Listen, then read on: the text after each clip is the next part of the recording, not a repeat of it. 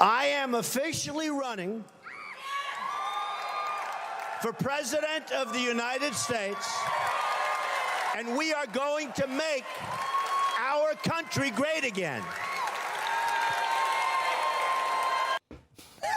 10 years ago today, beginning of a movement, President Donald J. Trump came down that big, beautiful golden escalator and officially declared his candidacy for President of the United States. Now, this iconic video altered the country absolutely forever. I remember it like it was yesterday. And shortly right after, that's me on Newsmax on one of our first shows ever, right after this stuff 10 years ago, saying that he's going to win. A lot of people called me crazy. I mean, people still call me crazy, but the liberal media laughed about it and said it would never happen. Hell froze over, and now we're stuck in the ice with Donald Trump. How do you even have a straight face right now? There are no words to describe what just happened. Is it typical Donald Trump fashion, or is it hilarity run amok? You and I have seen this public dance from Trump before. I guess the question is this candidacy for real? Will it be significant? Consider the newspapers this morning, at least the tabloids. The Daily News considers Trump a clown. The New York Post considers Trump a rich guy who could make it to the White House.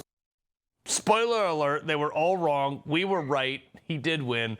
And all the things the left said that he was going to do, and he was going to crash the economy and everything like that, he did the opposite. Host of Greg Kelly Reports right here at 9 p.m. Greg, you were one of the OGs. Well, I was actually in the room when he came down the escalator, Carl, and it's not that I'm a political prophet, but like you, I've spent a lot of time living around the country. I didn't grow up in the media. I spent my 20s, my late teens and 20s in the military, and I just kind of had a better appreciation for how the country thinks and would react to a speech like that.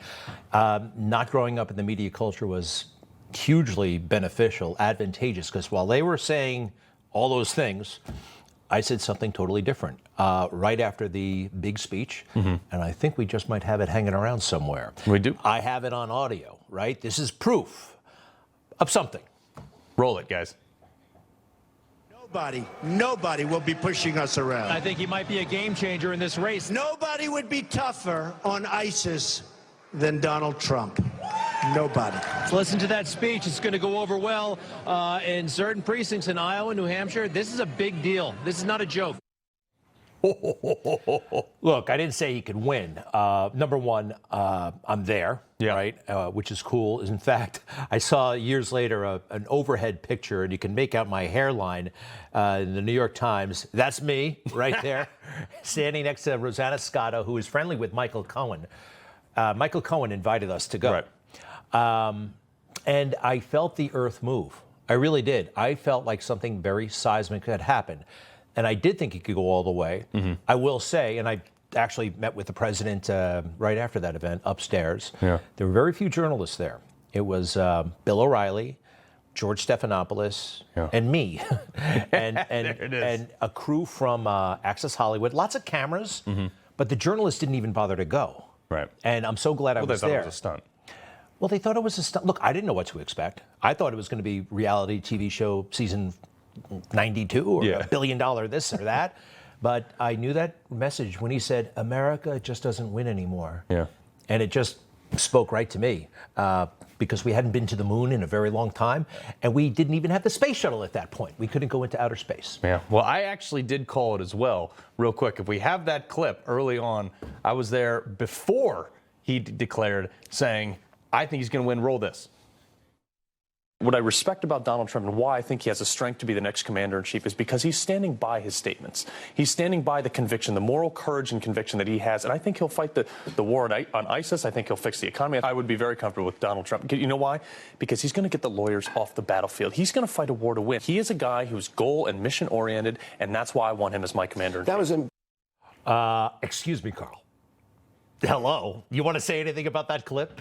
So actually, that was after he was already. That was after the South Carolina primary, for crying out loud. But I mean, I was there when he came down early on. And like it was such a everybody who called me crazy, everybody called you crazy. It was awesome. Well, look, I must say, after the McCain moment, I thought, well, that's it.